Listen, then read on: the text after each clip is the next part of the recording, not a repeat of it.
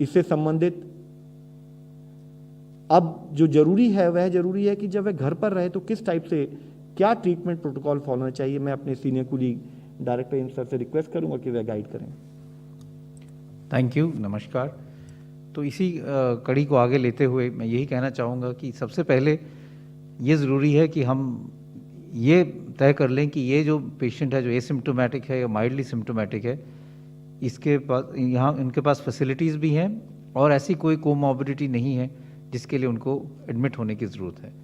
अगर ऐसा नहीं है तो जो वो दवाई अपनी कोमॉर्बिडिटी के लिए ले रहे हैं वो उनको रेगुलरली लेनी चाहिए, चाहे वो डायबिटीज़ की दवाई हो, चाहे हाइपरटेंशन की दवाई हो या और कोई दवाई जैसे कोलेस्ट्रॉल या और किसी की दवाई ले रहे हों। जो हम आम सिम्टम देखते हैं कोविड में, वो बुखार है, ज़ुकाम, नज़ला, गले में खराश, खांसी, उसकी जो हम सिम्टोमेटिक ट्रीटमेंट है वो करना ज़रूरी है। चाहे बुखार के लिए आप पैरासीटामोल ले लो, एंटी एलर्जिक ले सकते हैं ज़ुकाम के लिए, और खांसी के लिए कोई भी कफ सिरप ले सकते हैं। साथ में नमक के गरारे और स्टीम जो है, भाप जो है वो ले सकते हैं दिन में 2 दफ़ा। इससे भी कई मरीज़ों को आराम मिलता है। अगर आपका बुखार जो है वो पैरासीटामोल जो हम कहते हैं कि आप 650 मिलीग्राम दिन में 4 दफ़ा ले सकते हैं, उससे कम नहीं हो रहा है तो अपने डॉक्टर से संपर्क करें और आप दूसरी कोई दवाई जिससे बुखार कम हो सकता है, जिनको हम कहते हैं non steroid anti inflammatory drugs जैसे नेप्रोक्सोन है या इब्यूजेसिक है, उस टाइप की दवाई भी ले सकते हो जिससे आपका बुखार कम हो जाए। क्योंकि कई मरीज़ ऐसे हैं तो ये कहते हैं कि पैरासीटामोल से उनका बुखार नीचे नहीं आ रहा, अभी भी 101 102 पे है, तो तब अपने डॉक्टर से संपर्क करके दवाई थोड़ी चेंज कर सकते हैं।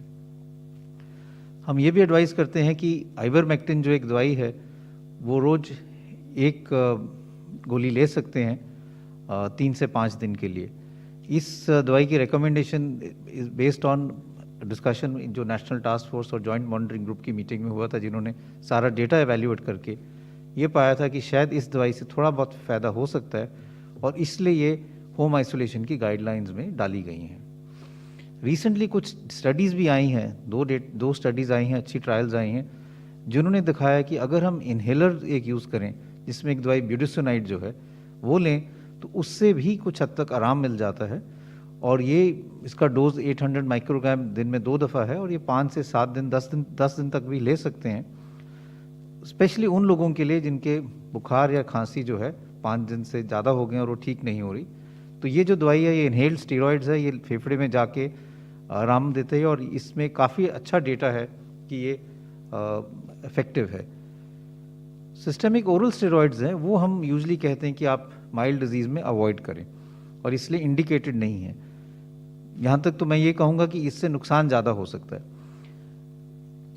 तो ये समझना बहुत ज़रूरी है कि जो अगर हम सिस्टेमिक स्टेरॉइड जो हम कहते हैं, जो आजकल लोग बहुत ज़्यादा यूज़ कर रहे हैं, वो तभी लेना चाहिए जब आप अपने डॉक्टर से कंसल्ट करें। और नॉर्मली जब 7 दिन से ज़्यादा हो गए हों और बुखार हो रहा है या सैचुरेशन आपकी कम हो रही है, तब सिस्टेमिक स्टेरॉइड जो है वो डॉक्टर से संपर्क करके ही शुरू करना चाहिए। बहुत जल्दी शुरू करने में ज़्यादा नुकसान है। रेमडेसिविर जो है वो सिर्फ हॉस्पिटल में ही लेनी चाहिए। उस दवाई के अपने साइड इफ़ेक्ट्स हैं, उसके अपने इंडिकेशन है, इसलिए वो घर पे बिल्कुल इंडिकेटेड नहीं है। और इसलिए मैं यही फिर से कहना चाहूँगा, लास्ट टाइम भी ये कहा था कि रेमडेसिविर जो है वो होम बेस के लिए, होम आइसोलेशन माइल्ड और एसिम्प्टोमेटिक पेशेंट के लिए बिल्कुल उसका कोई फ़ायदा नहीं है, उससे नुकसान भी हो जाता है। इसलिए घर पे रेमडेसिविर बिल्कुल ना लें।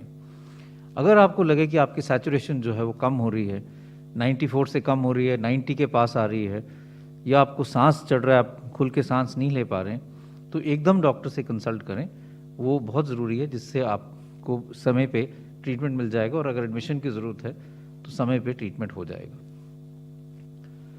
तो इसीलिए कुछ वार्निंग साइंस हैं जो हम कहते हैं कि अगर आप होम आइसोलेशन में हो तो क्या लक्षण है जिससे हम ये कहें कि आपको एकदम मेडिकल सपोर्ट की ज़रूरत है। एक तो ये है कि आप खुल के सांस नहीं ले पा रहे, लेकिन ये समझना ज़रूरी है कि खुल के सांस नहीं नहीं पा रहे, इसको आप अपने सैचुरेशन के साथ भी लिंक करके देखें। कई दफ़ा ऐसे होता है कि लोग घबराहट के कारण उनको लगता है कि मैं घुटन हो रही है, सांस नहीं ले पा रहे, सैचुरेशन 97 98 होती है, तो कंबाइन करके वो देख लें। लेकिन अगर सांस नहीं ले पा रहे हो खुल के, बेटर रहेगा कि आप मेडिकल एडवाइस लें। अगर आपकी ऑक्सीजन सैचुरेशन 94 से कम हो रही है तो भी मेडिकल सपोर्ट लेने की ज़रूरत है। अगर छाती में एकदम दर्द हो रहा है भारीपन हो रहा है तो भी आपको मेडिकल एडवाइस लेने की ज़रूरत है। अगर केयर गिवर ये देखता है कि पेशेंट जो है सुस्त ज़्यादा है, रिस्पॉन्ड नहीं कर रहा है, कंफ्यूज लग रहा है, ठीक से जवाब नहीं दे रहे हैं, बच्चों में भी हम ये देखते हैं, तो फिर आपको एकदम मेडिकल एडवाइस और मेडिकल सपोर्ट लेने की ज़रूरत है। तो ये वार्निंग साइंस हैं जो हमें ख्याल रखने चाहिए जब हम होम आइसोलेशन कर रहे हैं, और जो केयर गिवर को भी ध्यान रखना चाहिए। होम आइसोलेशन कब डिसकंटिन्यू करनी चाहिए, ये भी एक बहुत ज़रूरी चीज़ है समझना, और इसको हम कहते हैं when will the patient stand discharged and and home isolation. कब हम ये कह सकते हैं कि अब आप अपने कमरे से बाहर आ सकते हैं।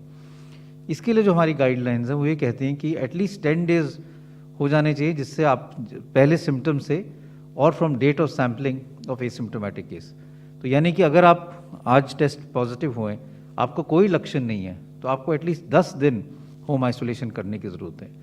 अगर कोई लक्षण है तो एटलीस्ट 3 दिन ऐसे होने चाहिए इन 10 दिन में, लास्ट 3 डेज, जब आपको कोई फीवर नहीं हुआ और कोई और सिम्टम नहीं है। तो अगर आपको 6ठे या 7वें दिन के बाद बुखार नहीं हुआ और 10 दिन हो जाते हैं तो आप होम आइसोलेशन से बाहर आ सकते हैं।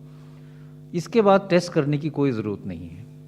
ये गाइडलाइन इसलिए की डाली गई हैं बेस्ड ऑन साइंटिफिक लिटरेचर, क्योंकि ये देखा गया कि जो माइल्ड केसेस हैं, जो एसिम्प्टोमेटिक हैं, 7वें 8वें दिन के बाद जो वायरस है वो एकदम डेड हो जाता है और उसके chance of infectiousness is not there, यानी कि वो व्यक्ति और किसी को अब इन्फेक्शन नहीं दे सकता।